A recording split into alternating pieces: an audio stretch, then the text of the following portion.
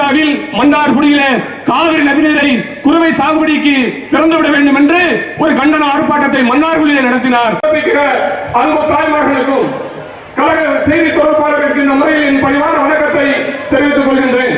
திமுக மாநில அரசுடைய அவர்களுக்கும் இங்கே வருகின்ற சிறப்பித்துக் கொண்டிருக்கிற கழக மாநில செயலாளர் முன்னாள் அமைச்சர் வளர்மதி ஜெபராஜ் அவர்களுக்கும் வருகின்ற சிறப்பித்துக் கொண்டிருக்கிற மாநில செயலாளர் திருமதி ஜெசிமா பான் அவர்களுக்கும் புதுக்கோட்டை தெற்கு மாவட்ட கழக செயலாளர் ஓ கார்த்திக் பிரபாகரன் அவர்களுக்கும் புதுக்கோட்டை மத்திய மாவட்ட கழக செயலாளர் வீரமணி அவர்களுக்கும் அதேபோல் இங்கே வருகின்ற சிறப்பித்துக் கொண்டிருக்கிற புதுக்கோட்டை தெற்கு மாவட்ட கழக செயலாளர் சட்டமன்ற தொகுதி பொறுப்பாளர் அண்ணன் துருக்கி ரபீக் ராஜா அவர்களுக்கும் கழக அமைப்பு செயலாளர் அண்ணன் விடங்கர் அவர்களுக்கும் கழக அமைப்பு செயலாளர் அண்ணன் எஸ் கே தேவதாஸ் அவர்களுக்கும் மத்திய அமைச்சர் சொல்கிறது. ஆக 2021 தமிழ்நாடு முதலமைச்சராக மு க ஸ்டாலின் பொறுப்பேற்கின்ற போது அதற்கு முன்பாக காட்டாட்சியருடைய எடப்பாடி பழனிசாமி இன்றைக்கு வெளிநாடுகளுக்கு சுற்றுப்பயணம் செய்கிறார்கள். இன்றைக்கு தமிழ்நாட்டில் வாழ்ந்த தாழ்த்தப்பட்ட மக்கள் இன்றைக்கு புதுக்கோட்டை மாவட்டத்தில் இருக்கக்கூடிய தாழ்த்தப்பட்ட மக்கள் மிகவும் பாதிக்கப்பட்டாங்க, கஷ்டப்பட்டு வருகிறார்கள். திருப்பத்தூர் சட்டமன்ற தொகுதி, காரைக்குடி சட்டமன்ற தொகுதி, திருநெல்வேலி மாவட்டம் என்று இந்த சிவகங்கை நாடாளுமன்றத்தில் இருக்கக்கூடிய எந்த சட்டமன்ற தொகுதியும் ஒரு அடிப்படை தேவையை கூட 500க்கும் மேற்பட்ட தேர்தல் வாக்குகளை கொடுத்தார். நீதிமன்ற ஒரே கையெழுத்தில் ரத்து செய்யுங்கள் என்றார். அவருடைய மகன் இன்றைக்கு அரசு அமைச்சராக இருக்கக்கூடிய விளையாட்டுத்துறை அன்பு சகோதரி ஜீவிதா நாச்சியார் அவர்களே, ஐடிவி மாநில செயலாளர், அப்படிப்பட்ட தமிழ் மக்களின் பாதுகாவலர் எங்கள் அண்ணன் சிவகங்கையின் செல்லப்பிள்ளை ராஜசேகரன் அவர்களே, மகளிரணி செயலாளர் அன்பு சகோதரி வளர்மதி சிவராஜ் அவர்களே, செல்வராஜ் அவர்களே, பிரபாகரன் அவர்களே, மணிகண்டன் அவர்களே, யோகம் ராஜேஸ்வரன் அவர்களே, கங்கை சக்தி அவர்களே, நகர்கழக செயலாளர்கள் அன்பு சகோதரர்கள் கமலக்கண்ணன் அவர்களே, அஸ்வின்குமார் அவர்களே, கார்த்திக் அவர்களே, பாலாஜி அவர்களே, பிரபு அவர்களே, தனம் அபிநயா அவர்களே, அண்ணன் ராமசாமி அவர்களே, விமல் அவர்களே, ஷேக் தாவூத் அவர்களே, பாக்கியம் அவர்களே, பூமி அவர்களே, டாக்டர் விஜய் பூபதி அவர்களே, சம்பத்குமார் அவர்களே, உதயகுமார் அவர்களே, முகமது பாசில் கான் அவர்களே,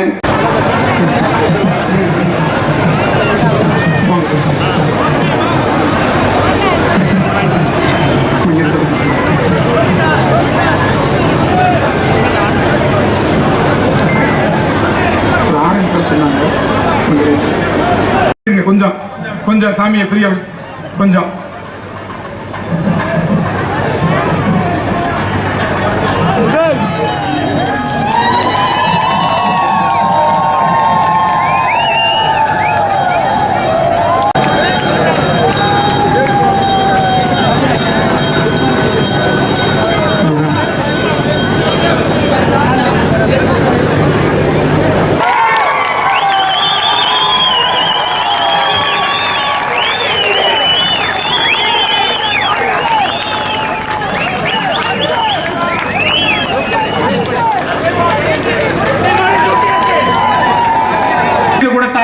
இன்றைக்கு அதே போலத்தான் திராவிட முன்னேற்ற கழகத்தால் ஏற்பட்ட நிர்வாக சீர்கேடுகள் அனைத்தையும் சரி செய்யக்கூடிய தலைவர் முன்னிலை பொறுப்பேற்றிருக்கும் மாவட்ட கழகங்களின் செயலாளர் பெருமக்களே, தலைமை கழகத்தினுடைய ஆற்றல் மிக்க நிர்வாகிகளே, வருகை தந்திருக்கக்கூடிய சிவகங்கை மாவட்ட கழக மற்றும் இங்கு இந்த நிகழ்ச்சியில் நன்றி உரையாற்ற இருக்கின்ற சிவகங்கை நகர்கழக செயலாளர் கொண்டிருக்கின்ற கழகத்தின் அமைப்பு செயலாளர்கள் அருமை சகோதரர் விடங்கர் அவர்களே, தேவதாஸ் அவர்களே, நடேசன் அவர்களே,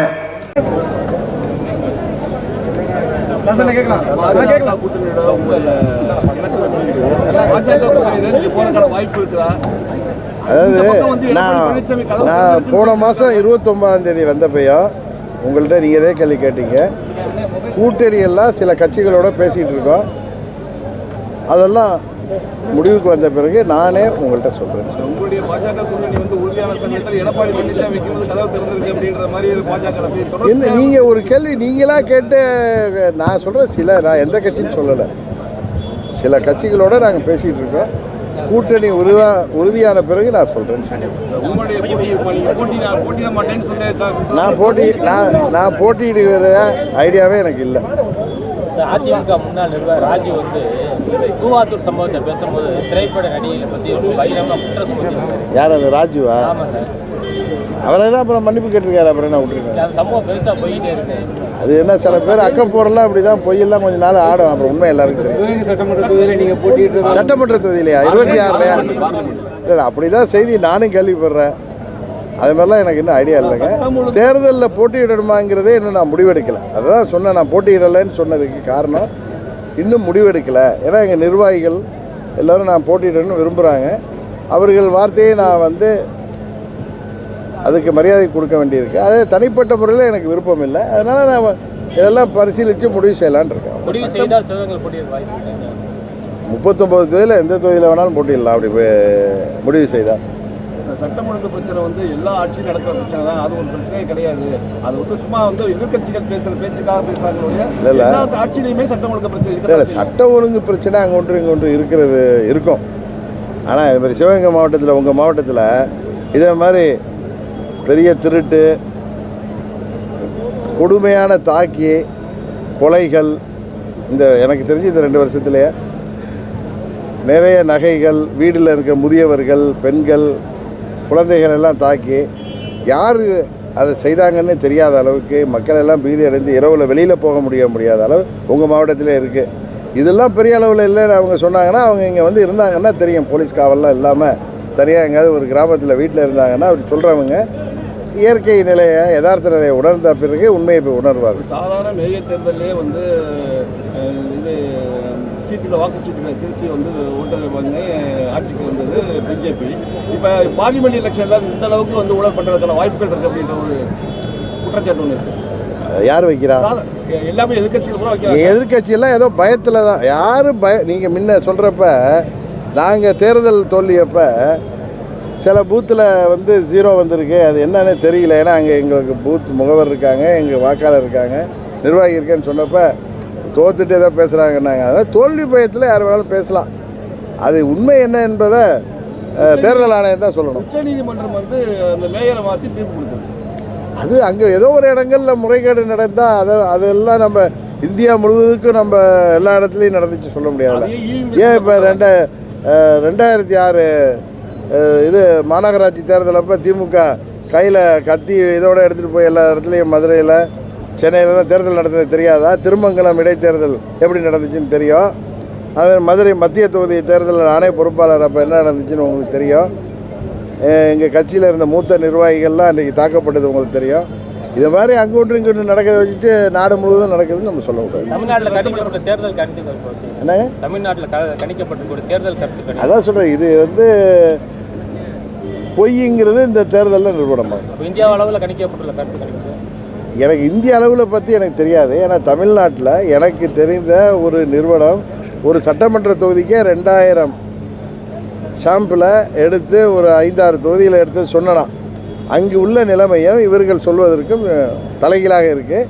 இன்னும் இப்போ கூட அவங்க திருச்சி, தஞ்சாவூர்லாம் எடுத்துகிட்டு இருக்காங்க. அந்த முடிவுகள் தெரிஞ்ச பிறகு நான் 24ஆம் தேதி கூட தேனியில் சொல்லுவேன். ஏன்னா தெரியல எனக்கு. இது வந்து இப்போ இவங்க சொல்கிற இந்த வந்த கருத்து கணிப்புகளுக்கு நேர் மாறாக அந்த கருத்து கணிப்புகள் இருக்குது. அமெரிக்காவிலேயே வந்து ஜெயக்குமாரோடைய பையன் வந்து அரசியலுக்கு வர்றது வாரிசு அரசியல் கிடையாது, அந்த லிஸ்ட்ல இவ்வளவு கிடையாது அப்படின்னு. அதாவது கொஞ்ச நாள் கழிச்சு அவர் என் பையனே இல்லைன்னு கூட சொல்லிட்டு போடுவார். அவங்க பேசுகிறாங்க விடுங்க, அவருக்கெல்லாம் போய் பதில் சொல்லி நேரத்தை வாங்க. ஒழிக்கணும், ரத்து பண்ணணும், இவிஎம் மிஷினை ரத்து பண்ணணும். அமெரிக்காவிலே இவிஎம் மிஷினை அதே ரத்து பண்ணணும். அமெரிக்காவிலே அந்த வாக்கெடுப்பு தான் இருக்குது. இந்தியாவில் மட்டும் அதை வந்து கொண்டு வந்துருக்காங்க. அப்புறம் இப்போ 2021 தேர்தலில் இவங்க ஜெயிச்சதெல்லாம் இல்லைன்னு சொல்லுங்க. அப்போ பார்க்கலாம். ரைட் பார்ப்போம்.